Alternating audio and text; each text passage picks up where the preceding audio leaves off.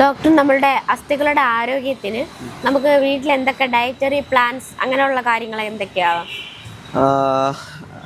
എൻ്റെ ഒരു അഭിപ്രായം, അതൊരു പേഴ്സണൽ അഭിപ്രായം കൂടെയാണ്.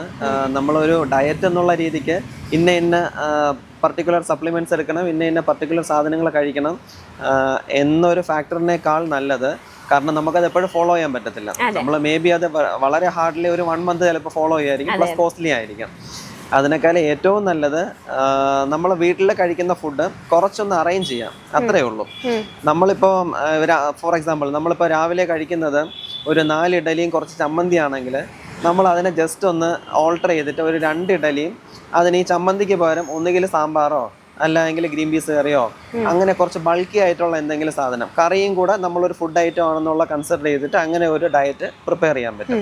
അതിൻ്റെ ഏറ്റവും വലിയൊരു ബെനിഫിറ്റ് എന്ന് പറഞ്ഞു കഴിഞ്ഞാൽ ഇപ്പം നമ്മൾ ഓർത്തോ റിലേറ്റഡ് രോഗങ്ങൾ വെയർ ആൻഡ് ടയർ ഒരു ഏജ് കഴിയുമ്പോൾ ഉണ്ടാവും. പക്ഷേ നമ്മുടെ മാൽന്യൂട്രീഷൻ അതിനൊരു ഫാക്ടറാണ്. Especially protein.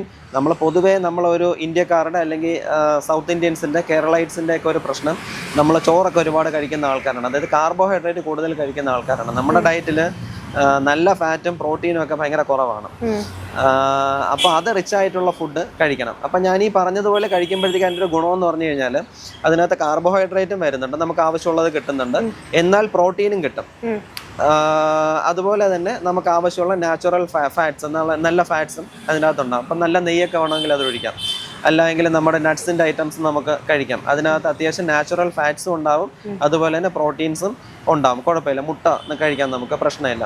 അപ്പോൾ നമ്മൾ ഇതൊക്കെ ഒഴിവാക്കിയിട്ട് ഉച്ചയ്ക്ക് ഒരുപാട് ചോറും അതിനെന്തെങ്കിലും ഒരു ചെറിയ നമ്മൾ വലിയ പുളിശ്ശേരിയൊക്കെ ഒഴിച്ച് കഴിക്കുന്നതൊക്കെയാണ് കൂടുതലും നമ്മുടെ ആൾക്കാർ. എന്തെങ്കിലും ചോറ് കിട്ടിയാൽ മതി എന്നുള്ളൊരവസ്ഥയാണ്. അപ്പോൾ അത് ഒഴിവാക്കണം. പക്ഷേ നമ്മൾ അതിന് വേണ്ടിയിട്ട് എന്താ പറയുന്നത്, ഒരുപാട് പൈസ മുടക്കി പ്രോട്ടീൻ സപ്ലിമെൻറ്റ്സോ അല്ലെങ്കിൽ അങ്ങനെയുള്ള റിച്ച് ആയിട്ടുള്ള ഡയറ്റ് എടുക്കേണ്ട കാര്യമില്ല. ഉച്ചയ്ക്ക് ചോറ് കഴിക്കണമെങ്കിൽ കഴിക്കാം, കുഴപ്പമൊന്നുമില്ല. പക്ഷേ ആ ചോറിൻ്റെ അളവ് കുറച്ച് കുറയ്ക്കാം. എന്നിട്ട് അതിന് പകരമായിട്ട് ആ ചോറ് കുറയ്ക്കുന്ന അളവിന് പകരമായിട്ട് നമ്മൾ അതിലെ കറികൾ കുറച്ച് കൂടുതൽ കഴിക്കാം. നമുക്ക് എന്തായിരുന്നാലും കുറച്ച് തോരൻ എന്തെങ്കിലും ഉണ്ടാവും, അല്ലെങ്കിൽ അവിയലോ സാമ്പാറോ അങ്ങനെ എന്തെങ്കിലുമൊക്കെ ഉണ്ടാവും, അല്ലെങ്കിൽ ഒരു മുട്ട എന്തായിരുന്നാലും കാണും. പിന്നെ നോൺ വെജ് തീരെ ഒഴിവാക്കാതിരിക്കുക, നോൺ വെജും കൂടെ കഴിക്കുക. പിന്നെ വെജ് കഴിക്കുന്ന ആൾക്കാരാണെങ്കിൽ വെജുള്ള ഇഷ്ടം പോലെ, അതായത് പ്രോട്ടീൻ സോഴ്സ് ഉള്ള ഒരുപാട് വെജായിട്ടുള്ള ഡിഷസ് ഉണ്ട്. നമ്മുടെ പനീറിൻ്റെ ഡിഷസ്, അതുപോലെ തന്നെ സോയയുടെ ഡിഷസ്, നമ്മുടെ നട്ട്സ്, അങ്ങനെയുള്ള ഒരുപാട് കാര്യങ്ങളുണ്ട്. ഇതെല്ലാം നമുക്ക് ഇൻക്ലൂഡ് ചെയ്യാൻ പറ്റും. ബേസിക്കലി പറഞ്ഞു കഴിഞ്ഞാൽ കുറച്ച് പ്രോട്ടീൻ റിച്ച് ആയിട്ടുള്ള കുറച്ച് നല്ല ഫാറ്റൊക്കെ കിട്ടുന്ന ഡയറ്റ് ഫോളോ ചെയ്യാം. അതിന് ഒരു സ്പെഷ്യൽ ഡയറ്റ് ഒന്നും എടുക്കണ്ട, നമ്മൾ കഴിക്കുന്ന ആഹാരങ്ങൾ കുറച്ചൊന്ന് ഓൾട്ടർ ചെയ്തെടുക്കാം.